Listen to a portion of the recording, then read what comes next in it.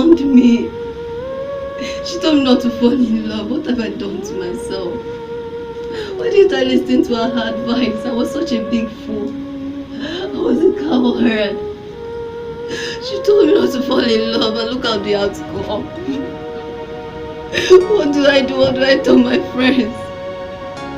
After many years of bragging, after telling them I'm in a relationship, I'm happy with him and I love him and he loves me too. Now look at the outcome. What do I do? Why?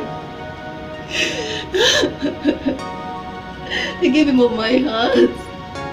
I gave him all my soul, my body. Look at the outcome. Why? Why? Why? Why did you have to do this? I should have listened to my mom. She told me not to fall in love. I still went ahead of. I still went against her advice.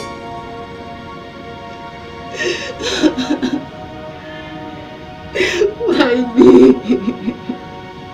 Why me? Why? After all the sacrifice, after all the pains, after all the memories we shared, you still went ahead and break my heart. Why? Why me?